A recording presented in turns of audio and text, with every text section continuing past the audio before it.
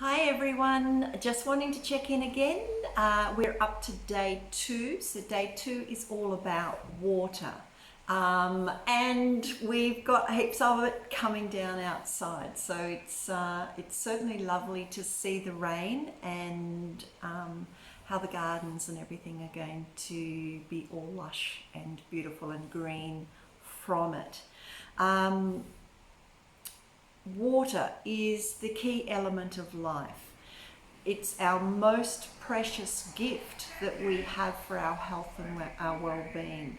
I've a little bit late today, so I'm enjoying the afternoon light. It's so much more gentler instead of this harsh light of a morning. I had people telling me how tired I looked from the other day where I had white and with the stark light and down lights. None of it was actually looking very good. So today I'm feeling quite packed up and looking much better. Thank you. What I've spent a bit of time, so I've actually had Skype meetings and things happening today. So in the process, I've also done up a massive list of all the areas that water is required in the body. It's one thing that I really push my clients to drink. I've actually had blood clots in the lungs from dehydration, so I've got that to really look after my clients and make sure you do drink plenty of water. It's also, for my facial clients, it's one of the first things I say. It's the cheapest way to plump your skin. Your skin will look amazing if you keep yourself dehydrated. I think you will all be surprised at how many areas of our body are water dependent. A lot of the times what happens is we will have a diagnosis, for instance, but they don't know the cause of it. A lot of the times you will find that it's because of a cry for water. We're actually dehydrated. So I've got my notes here to follow again because I took a little bit too long in yesterday, so I had trouble putting it up into places. So I'm going to stick with these. Stress equals dehydration. When you're under stress, it puts a lot more requirement for water, so we need to drink a lot more water. And when we're under dehydration, it actually puts us under biochemical stress. So we end up on this round and round circle that we've got to add some water into our life to get off it and to make us feel better. I want to introduce you to Dr. Batman, and I call him that because I don't know how to spell his last name. I actually put up a little post this morning when I arrived at work with his name on there, but as I said, I don't know how to pronounce it.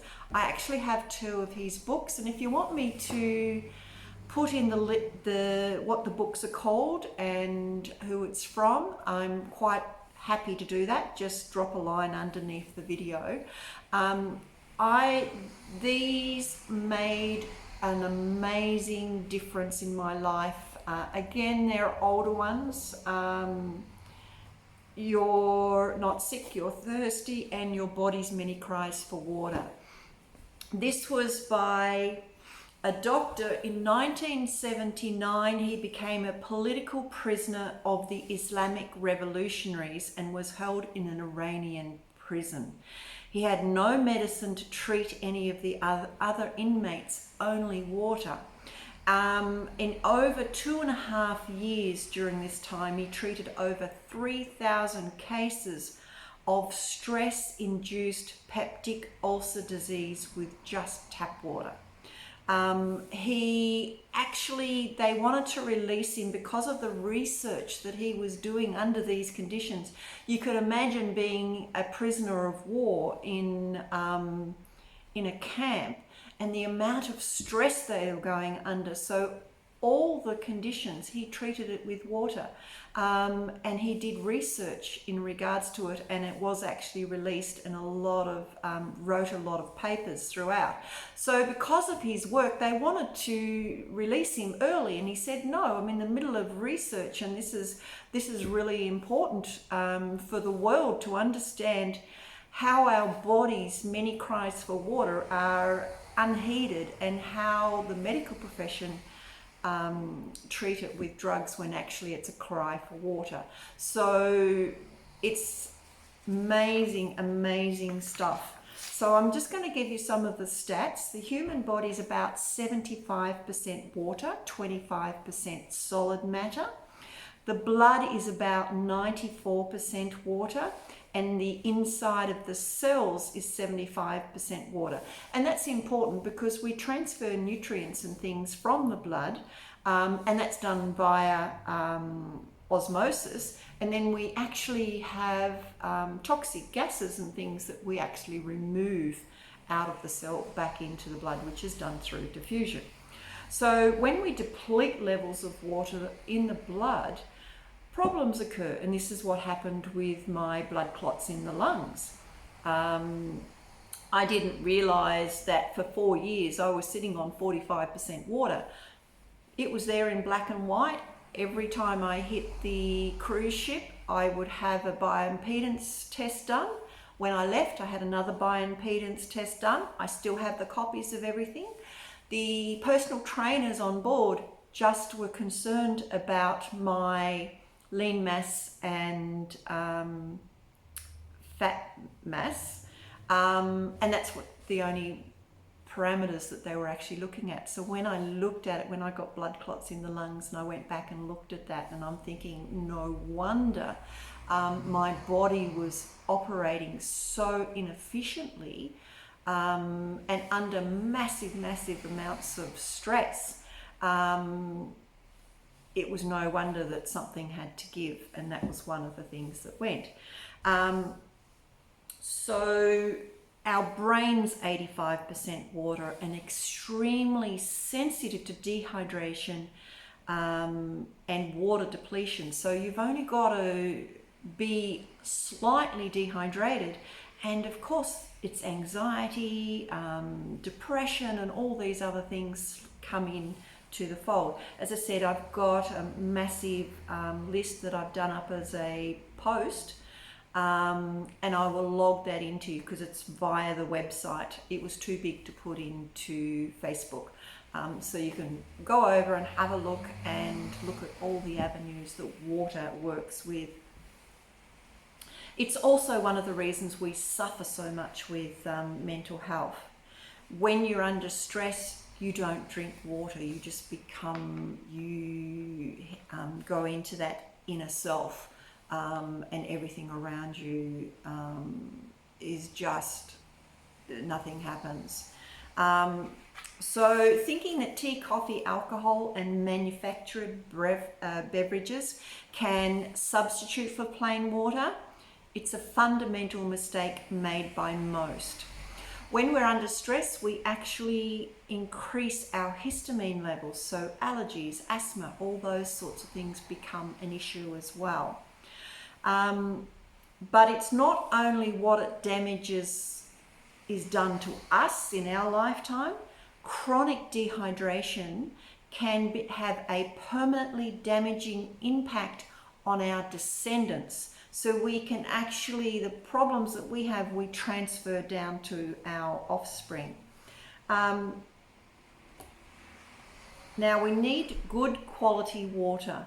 I don't drink tap water at home. I use the water, I have the same water that we get here at work. Unfortunately, she's stopped deliveries.